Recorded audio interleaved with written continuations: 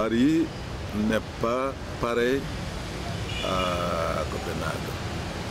La différence, c'est que à Copenhague, on avait certainement soulevé plus d'espoir que de raison.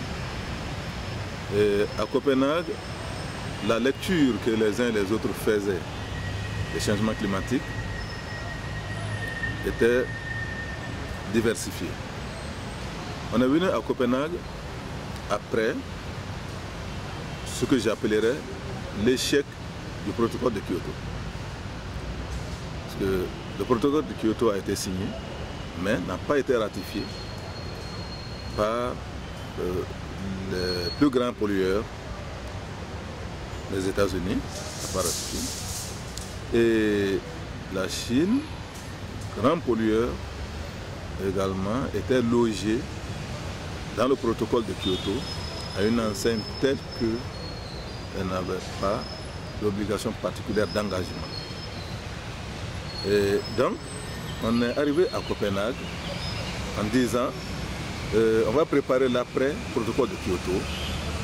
Et pour cela, il faut un accord juridiquement contraignant avec des ambitions importantes. Et le monde entier s'est dit, on vient à Copenhague et au sortir de Copenhague, ben, on aura en main un instrument qui va sauver tout de suite la planète. Donc, les espoirs ne pouvaient qu'être déçus à Copenhague.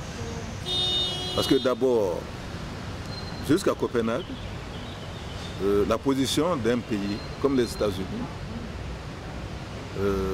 était qu'il y avait des doutes sur la responsabilité de l'action humaine dans la surveillance des changements climatiques. Et c'est ce que j'ai dit tantôt lorsque j'ai évoqué la différence d'interprétation. Mais c'est à partir de Copenhague, à mon avis, qu'il y a eu un déclic. Et justement, c'est ce déclic qui fera que Paris aboutira à quelque chose de plus important. Le déclic que personnellement j'ai noté à Copenhague, c'était d'abord au niveau de la position des États-Unis.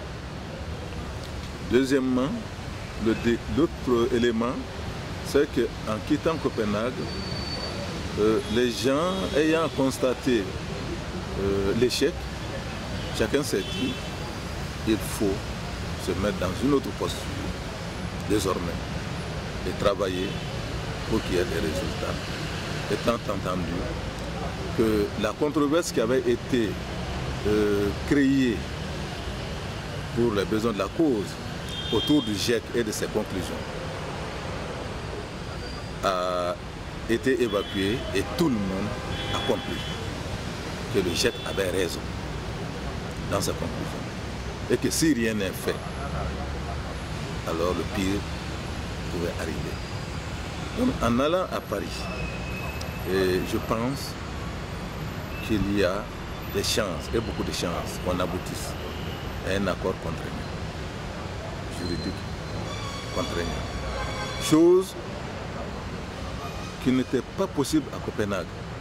Ça sera possible à Paris. C'est vrai que les engagements qui seront mis dans cet accord peuvent être de niveau pas forcément satisfaisant pour être sûr que la limite de 2 degrés d'augmentation de la température qui est posée pour l'horizon 2100 soit atteinte. Mais je pense que le fait même que les uns et les autres se soient engagés à fournir des efforts quantifiés, il y a une avancée. Mais à Paris, comme à n'importe quel COP, on va se retrouver dans des négociations difficiles. Mais la base, à mon avis, sera là. Il y aura très certainement cet accord contraignant et donc il faudra, au fur et à mesure, chercher à améliorer le contenu. Donc, Paris sera certainement une opportunité. Maintenant, pour les pays en voie de développement, dont le nôtre, qu'est-ce qui pourra sortir de Paris? Ou du moins, qu'est-ce qui devra sortir de Paris? À mon avis, Paris devra nous permettre d'obtenir un appui consistant aux efforts des pays en voie de développement en matière de changement climatique. Et je pense que ce qui se passe aujourd'hui est déjà un avertissement. La problématique qui est posée à l'Europe des migrants, elle est dans la perception immédiatement liée aux situations de guerre. Mais au-delà des situations de guerre, il y a le problème climatique. Les réfugiés de guerre, si rien n'est fait, seront très bientôt remplacés par les réfugiés climatiques. Et en ce moment, aucune barrière, aucun mur ne les arrêtera. De toutes les façons, l'homme a colonisé toute la planète par migration. Il a commencé quelque part et il est allé partout. Donc personne ne se fasse l'illusion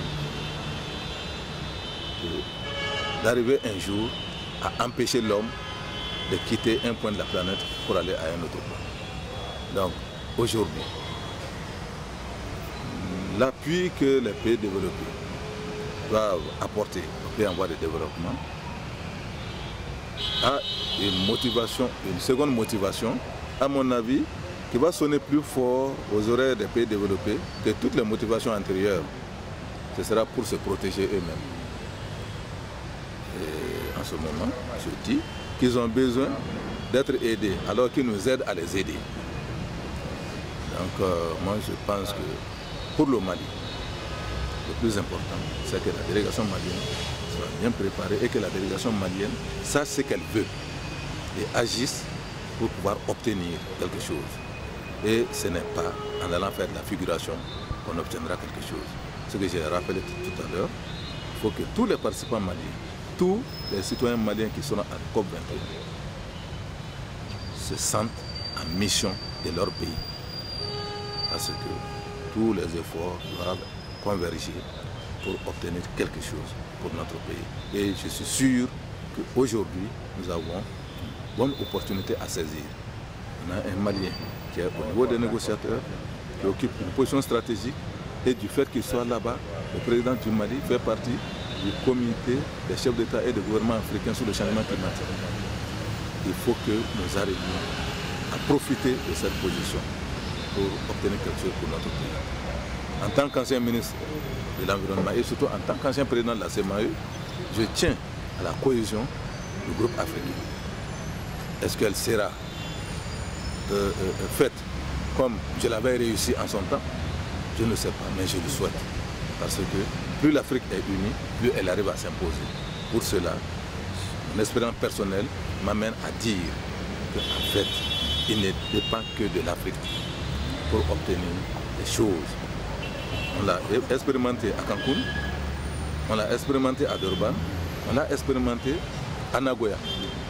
Donc, je pense qu'aujourd'hui, nous avons des opportunités à saisir.